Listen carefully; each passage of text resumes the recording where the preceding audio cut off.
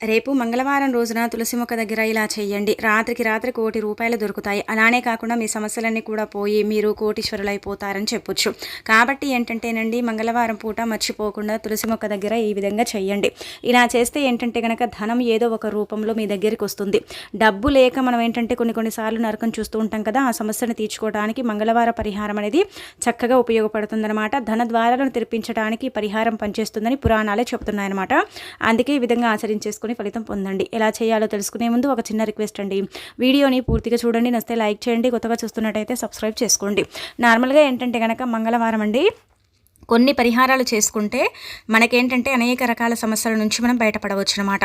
ఇంట్లో దైవానుగ్రహం లేదనుకోండి, ఇల్లంతా కూడా గందరగోళంగా ఉంటుందన్నమాట. ఇంట్లో దైవానుగ్రహం ఉందనుకోండి, మన ఇల్లు అంటే ఒక క్రమంగా ఉంటుంది. ఇంట్లో కొంచెం గొడవలు తగ్గుముఖం పట్టడం, అలానే కాకుండా సమస్యలు అనేవి రాకపోవటం, మనకేంటంటే ప్రశాంతంగా ఉండటం, ప్రతిదీ కూడా ఏంటంటే మనకు అనుకూలంగా ఉంది అన్నట్టు అనిపిస్తూ ఉంటుందన్నమాట.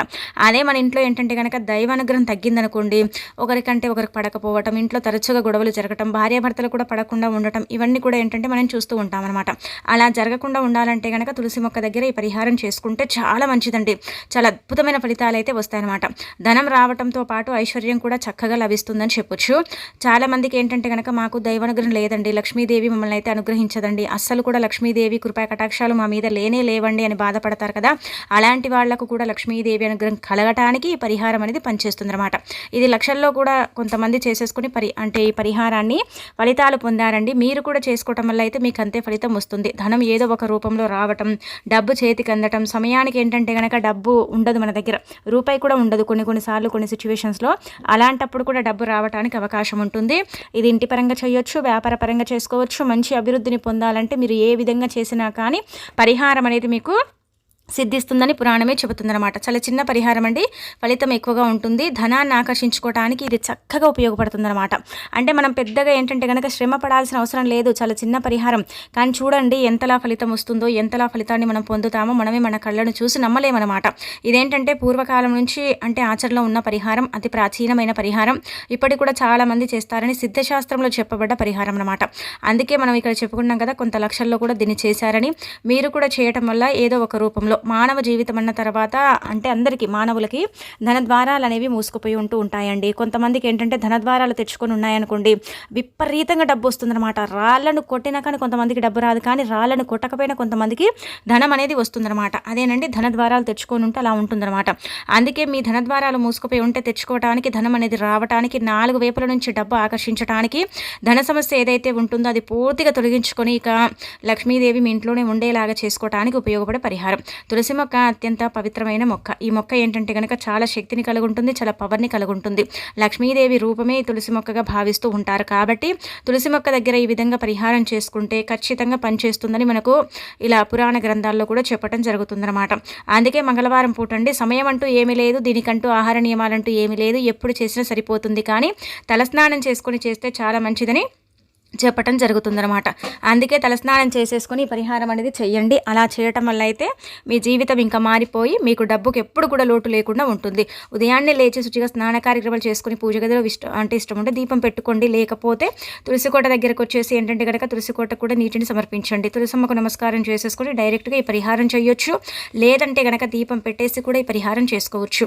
ఒక ఎర్రటి వస్త్రం తీసుకోండి, తీసేసుకున్న తర్వాత అందులో ₹11 పెట్టండి. పెట్టిన తర్వాత 5 యాలకులు పెట్టుకోండి, 2 పసుపు కొమ్ములను పెట్టండి, కుంకుమ, పసుపు అర స్పూన్ పోసుకోండి. అంటే అర స్పూన్ అంటే కనుక నిండుగా ఏం పోయకండి, కొంచెం చిటికెడు 3 సార్లు అండి. చిటికెడు 3 సార్లు కుంకుమ, చిటికెడు 3 సార్లు పసుపు అనమాట. ఈ ₹11 ఇలా ఇవన్నీ ఏంటంటే కనుక ఒక ఎర్రటి వస్త్రం తీసుకోండి. పాతదైనా పర్వాలేదు, నీళ్ళల్లో అప్పటికప్పుడు పిండేసి మనం తీసుకోవచ్చండి, ఏం కాదు. కొత్తదే తీసుకోవాలని రూల్ ఏమీ లేదనమాట. పాత వస్త్రమైనా సరే ₹11 చిల్లర నాణ్యాలే తీసుకోవాలి, నోటుని తీసుకోకూడదు. నోటుని తీసుకుంటే ఏమవుతుందంటే కనుక అది కొంచెం అంటే మనం మూట కడతాం కదా, చెమటకి ఏంటంటే చినిగిపోతుంది. అదే చిల్లరని నాణ్యాలు తీసుకుంటే అవి చెక్కు చెదరవు, అలాగే ఉంటాయన్నమాట. ఎన్ని రోజులు పెడితే అన్ని రోజులు ఉంటాయి. అందుకే చిల్లర నాణ్యాలు, ఎక్కడైతే చిల్లర శబ్దం వస్తుందో, ఎక్కడైతే చిల్లర ఉంటుందో అక్కడ ఖచ్చితంగా లక్ష్మీదేవి ఉంటుంది. అంటే నోట్లు ఉండే దగ్గర ఉండదా అండి అంటే కనుక చిల్లర నాణ్యాలకు శాస్త్రాల్లో పరిహారాల్లో ఎక్కువ ప్రాధాన్యత ఇస్తారండి. అందుకే చిల్లర నాణ్యాలు తీసుకొని పరిహారం చేసుకుంటేనే చాలా మంచిదనమాట. అందుకే ఈ విధంగా 11 రూపాయలు తీసుకోండి. 5 యాలకులు అని చెప్పాం కదా, ఈ 5 యాలకులు కూడా ఏంటంటే కనుక లక్ష్మీదేవికి ఇష్టమండి. యాలకులు అంటే చాలా ఇష్టపడుతూ ఉంటుందన్నమాట. డబ్బుని రప్పించడానికి మాత్రం యాలకులు చాలా బాగా పనిచేస్తాయండి. ధన సమస్యను పూర్తిగా తొలగించడానికి యాలకులు ఏంటంటే కనుక పర్ఫెక్ట్గా పనిచేస్తాయి. వాటి పనిని అవి చేసుకుంటూ పోతాయి అనమాట. కేవలం మనం పరిహార పరంగా చేసుకొని పెట్టుకుంటే చాలు. ఇక ఆ తర్వాత పసుపు కొమ్ములు. పసుపు కొమ్ములు మంగళకరమైనవి, శుభకరమైనవి, శుభాలను సూచించి అశుభాలను దూరం చేస్తాయి. దేవతలకు చాలా ఇష్టమైనది పసుపు కాబట్టి పసుపు కొమ్ములకు అత్యంత శక్తి ఉంటుంది. కుంకుమ పసుపు కూడా అంతే మంగళకరమైనది, శుభకరమైనది. ఈజీగా అంటే మనము చూడండి 11 రూపాయలు, 2 పసుపు కొమ్ములు, 5 యాలకులు, కుంకుమ, పసుపు 5 వస్తువులు. మనం ఇవన్నీ కూడా ఒక వస్త్రంలో పెట్టి మూట కట్టి ఆ తర్వాత ఏంటంటే కనుక తులసి మొక్క మొదట్లో పెట్టి మనకు ధన ద్వారాలు మూసుకుపోయి ఉంటే ధనం రావాలని, ఐశ్వర్యం కలగాలని, చక్కటి అభివృద్ధి ఉండాలని, ఇబ్బంది ఉండకూడదని, వ్యాపారం సాగటం లేదు, వ్యాపారంలో కూడా ఇబ్బంది ఉందని, అలా మీరు ఏంటంటే ఏది ఉంటే మీకు అది సంకల్పం చెప్పేసుకోండి సరిపోతుంది. అలా చెప్పేసుకున్న తర్వాత ఏంటంటే కనుక కాసేపు తులసి మొక్క మొదట్లో మనము 44 నిమిషాల పాటు పెట్టుకోవాలి. అంటే నీళ్లను పోస్తాం కదా, కొంచెం మట్టి మరి పచ్చిగా ఉంటుంది కదా, అందులో పెడితే దీనికి కూడా మట్టి అండుతుంది కదండి అంటే కనుక ఒక సైడ్కు పెట్టండి. నీళ్లు మధ్యలో పోస్తాం కదా, మనం ఒక సైడ్కి ఏంటంటే కనుక ఈ మూటని పెట్టండి. చిన్న మూట అవుతుంది, పెద్దదేం కాదు. ఇలా కట్టి ఒక సైడ్కు పెట్టి ఇంకా తర్వాత వాటికి కూడా ఏంటంటే అగరబత్తులతో ధూపం అనేది చూయించండి. చూయించిన తర్వాత ఏంటంటే ఆ మూటని తీసుకుని వ్యాపారం చేస్తున్నారు, వ్యాపార సంస్థలు ఏంటంటే ఇబ్బందులు ఉన్నాయి, వ్యాపారం బాగా సాగటం లేదు, వ్యాపారం అసలు ఆగిపోయిందండి, వ్యాపార పరంగా ఎలాంటి అభివృద్ధి అనేది లేదండి అనుకుంటారు కదా, అలాంటి వాళ్ళు తీసుకెళ్ళి డైరెక్ట్గా గల్లాపెట్టెలో కానీ వ్యాపారం చేసే చోట ఎక్కడైనా సరే పెట్టుకోండి. ఇక ఒకవేళ అక్కడ కుదరదు అనుకోండి ఇంట్లో పెట్టుకోండి. చూడండి వ్యాపార సంస్థల దగ్గర పెట్టుకుంటే ఏమవుతుందంటే కనుక వ్యాపార అభివృద్ధి బాగుంటుంది. అక్కడ లక్ష్మీదేవి చల్లని చూపు ఉంటుంది. ఆ తల్లి మిమ్మల్ని అనుగ్రహించడంతో పాటు ఐశ్వర్య వర్షాన్ని కూడా కురిపిస్తుంది. చాలా అద్భుతమైన ఫలితాలను ఇస్తుంది చెప్పొచ్చు. ఇది పెట్టినప్పటి నుంచి మీ వ్యాపారం ఎలా ఉంటుంది, ఎలా సాగుతుంది అనేది మీకు తెలిసిపోతుంది అనమాట. ఆ తర్వాత రెండోది ఏంటంటే కనుక ఇంట్లో పెట్టినా అంతే, బీరువాలో పెడితే డబ్బు ఉండదు, బీరువాలో పెట్టిన డబ్బు ఖర్చు అయిపోతుంది, ఎక్కువగా వృధా ఖర్చులు వస్తాయండి, వృధా ఖర్చులు పెరుగుతాయండి, బాధపడతారు కదా, అలాంటి వాళ్ళకైతే పర్ఫెక్ట్గా పనిచేసే పరిహారం అని చెప్పొచ్చండి. అంటే వృధా ఖర్చులు తగ్గుతాయి. ఖర్చులు తగ్గడంతో పాటు మనకు మంచి అభివృద్ధి కూడా ఉంటుంది. ఇంట్లో గొడవలు తగ్గుముఖం పట్టడం, ధన ద్వారాలు తెచ్చుకోవడం, ధనచక్రం సక్రమంగా పనిచేయటం, ఇబ్బంది లేకుండా మనం చక్కగా మన చేతులతో మన జీవితాన్ని మార్చుకోవడానికి ఉపయోగపడే పరిహారం అని మనకు పురాణ గ్రంథాల్లోనే చెప్పడం జరుగుతుంది. కాబట్టి ఆచరించేసి ఫలితం పొందండి. ఇక ఆ తర్వాత ఏంటంటే కనుక ఈ పరిహారం చేసేటట్టు ఎవరికి చెప్పకండి, ఎవరికి చెప్పకుండా మీరు అంటే చేసుకుంటేనే ఫలితం అధికంగా వస్తుందన్నమాట. ఆ ఫలితాన్ని మీరే మీ కళ్ళతో చూసి ఆశ్చర్యపోతారు. మంగళవారం ఉదయం సాయంత్రం ఎప్పుడైనా చేయొచ్చు. ఇదే సమయాలలో చేయాలని రూల్ కూడా ఏమీ లేదనమాట. ఏ సమయాలలో చేసుకున్నా కానీ పరిహారం అనేది అనుకూలించడంతో పాటు చక్కగా మనకు సిద్ధిస్తుందండి. చాలా చిన్న పరిహారం అండి. అంటే పసుపు కొమ్ములు ఒకవేళ లేకపోతే అప్పటికప్పుడు 2 తెచ్చుకోండి. 2 పెట్టాలి, 1 పెట్టకూడదు. యాలకులు మన ఇంట్లో ఉంటే తీసుకోవచ్చు. కుంకుమ పసుపు ఎలాగో మన ఇంట్లో ఉంటుంది. చిల్లర నాణ్యాలు కూడా మనకు దొరుకుతాయి కాబట్టి ఈజీగా అంటే చాలా ఈజీగా చూడండి, మనం పెద్దగా శ్రమించాల్సిన అవసరం కూడా లేదనమాట. ఈజీగా తీసేసుకున్నామా, పరిహారం చేసామా, అంతే ఇంకా పెట్టుకున్నామా అన్నట్టుగా ఈ పరిహారం చేసేసుకుని వదిలేసుకుంటే సరిపోతుంది. ఇదేంటంటే మొదటి పరిహారం. రెండోది ఏంటంటే కనుక గుర్తుపెట్టుకోండి, విపరీతంగా అప్పులు ఉన్నాయండి. అప్పుల కూబిలో అయితే మేమైతే మునిగి తేలుతున్నాం. మా ఇంట్లో కూడా మా కష్టాలు అలాగే ఉన్నాయని బాధపడతారు కదా, అంటే సమస్యలు ఒక సమస్య తీరగానే ఇంకొక సమస్య వస్తూ ఉంటుంది, ఇబ్బందులు బాగా కలుగుతాయి, ఏం చేయాలో అర్థం కాదనుకుంటారు కదా. అలాంటి వాళ్ళు ఏం చేయండి అంటే కనుక పసుపు ఉంటుంది కదా, పసుపుని తీసుకోండి. అంటే ఇది మనకు 2 రకాలుగా ఉపయోగపడుతుంది అనమాట. మీరు అనుకోవచ్చు 2 రకాలుగా ఉపయోగపడుతుందంటే అంటే 2 రకాలుగా ఉపయోగపడుతుంది అనమాట. ఎలా అంటే కనుక పసుపు తీసుకోండి, అప్పులు తీర్చుకోవడానికి కూడా ఈ పసుపు ముద్ద అనేది పనిచేస్తుంది. అలానే కాకుండా మన కష్టం కానీ మన సమస్య కానండి చెప్పుకోకుండా ఏంటంటే మనం బాధపడిపోతూ ఉంటాం, ఇబ్బంది పడతాం కదా, అలాంటప్పుడు ఏంటంటే కనుక మీరు అంటే కొంచెం చిన్న గోలి సైజు అంటే చిన్న నిమ్మకాయ ఉంటుంది కదా, అంత సైజులో పసుపు ముద్దని తయారు చేసుకోవాలి. ఏమీ లేదు, పసుపుని తీసుకొని అందులో ఏంటంటే కనుక కొంచెం మీరు అంటే ఇలా నీళ్లను కలిపేసి ముద్ద చేయండి. చేసిన తర్వాత ఇంట్లో విపరీతంగా కష్టాలు ఉన్నాయి, భార్యాభర్తలకు పడటం లేదు, ఇబ్బందులు వస్తున్నాయి, కష్టాలు వస్తున్నాయి, నరదిష్టి విపరీతంగా ఉందనుకుంటారు కదా, అలాంటి వాళ్ళు ఏంటంటే ఈ పసుపు ముద్దనండి ఇలా ఇంట్లో కలిపేసి ఇల్లంతా కూడా తిరగండి. అది పట్టుకొని తిరిగిన తర్వాత ఈ తులసి కోట దగ్గరకు వచ్చేసి ఆ తులసి మొక్క మొదట్లో ఏంటంటే కనుక ఒక దగ్గర పెట్టండి, అంటే ఒక మూలన పెట్టేసి వదిలేయండి. ఇంకా మీరు దాని గురించి మర్చిపోండి. ఇలా పెట్టేసి వదిలేసిన తర్వాత రాత్రంతా కూడా ఉంచండి. ఉంచిన తర్వాత ఆ పసుపు ముద్దని తీసుకెళ్లి వేప చెట్టు మొదట్లో పడేయండి. ఇలా చేయటం వల్ల ఇంట్లో సమస్యలన్నీ కూడా పోతాయి, అద్భుతమైన ఫలితాలు వస్తాయి, దైవానుగ్రహం కలుగుతుంది. ఒకవేళ మన ఇంటిపై దైవ నీడ లేకపోయినా, దైవానుగ్రహం లేకపోయినా, మనకు కులదేవత అనుగ్రహం లేకపోయినా సరేనండి, ఇబ్బందులు అనేవి వస్తూ ఉంటాయన్నమాట. అన్ఎక్స్పెక్ట్గా ఏంటంటే కనుక జరగరానివి కూడా జరిగిపోతూ ఉంటాయి. అలా జరగకుండా ఉండాలంటేనే ఈ పరిహారాలన్నీ కూడా పనిచేస్తాయి. మనం ఏంటంటే ఇవన్నీ కూడా అండి మనం డబ్బు ఖర్చు పెట్టి చేసుకోవాల్సిన పనే లేదండి. మనకేంటంటే శాస్త్రాల్లో చెప్పబడ్డ పరిహారాలే ఎక్కువగా ఉన్నాయని చెప్పొచ్చు. వీటిని ఒక క్రమంగా ఆచరించాలన్నమాట. ఒక పరిహారం చేశామనుకోండి, దానికి ఫలితం రాకపోతే ఆ పరిహారం వేస్ట్ అని కాదు. కాకపోతే ఫలితం వస్తుంది. మన గ్రహస్థితి బాగాలేదు, మనకు గ్రహాలు అనుకూలించటం లేదు, స్థితిగతులు సరిగ్గా లేవు కాబట్టి పరిహారం పనిచేయలేదు, దైవానుగ్రహం కూడా లేదు, మనకు విపరీతమైన కష్టాలు, శాపనార్థాలు, పాపాలు మనం చేసినవి మనని చుట్టుముడుతున్నాయి కదా. కాబట్టి మరి ఇవన్నీ ఉన్నాయి కాబట్టి మనం పరిహారం చేస్తే మనకు పని చేయటం లేదనమాట.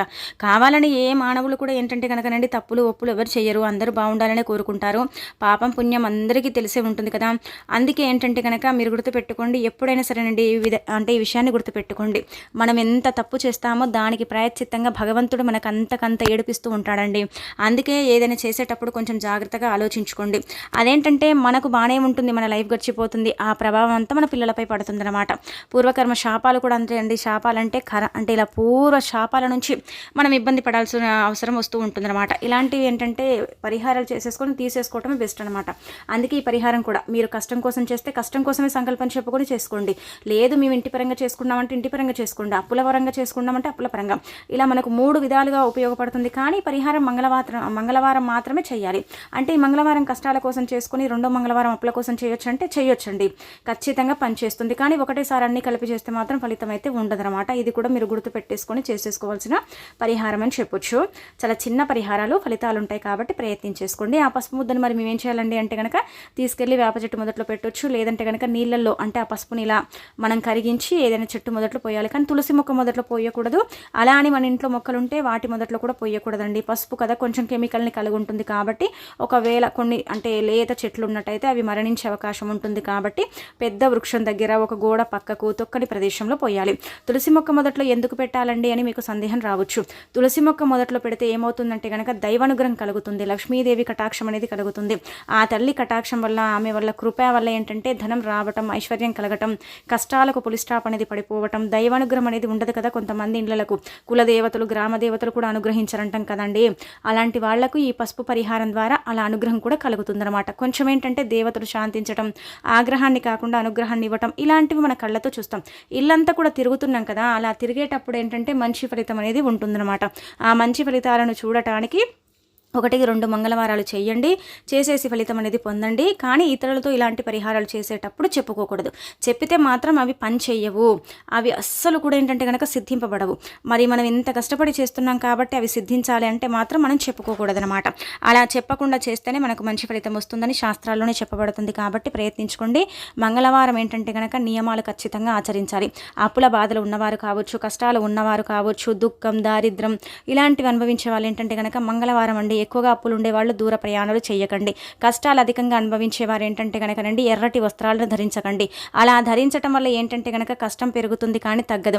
అలానే ఏంటంటే కనుక ఇంట్లో ఎర్రపప్పు వండటం కానీ, టమాటాల కూర వండటం కానీ కొంచెం అవాయిడ్ చేయండి. వీటి వల్ల కూడా ఏంటంటే కనుక కష్టాలు వస్తాయి, వీటి వల్ల కూడా మనకు బాధలు వస్తాయి, చాలా వరకు కూడా ఇబ్బంది అనేది కలుగుతుందన్నమాట. ఇలాంటివి చిన్న చిన్న తగు జాగ్రత్తలు తీసుకుంటే మంగళవారం ఏంటంటే కనుక మనకు బాగా కలిసి వస్తుంది, ఇబ్బంది అనేది ఉండదు. అలానే మంగళవారం ఏంటంటే అప్పు చేయకూడదండి. అలానే ఏంటంటే కనుక మంగళవారం ఇలాంటివి చేసేసుకొని మీరేంటంటే ఫలితం పొందండి. మీకుండే ఇబ్బంది అంతా కూడా పోగొట్టుకోండి, చాలా మంచి రిజల్ట్ని తెచ్చి పెట్టుకోండి. ఇక మీ సుడిని తిప్పుకునే పరిహారం అని చెప్పుకోదగ్గ విషయం.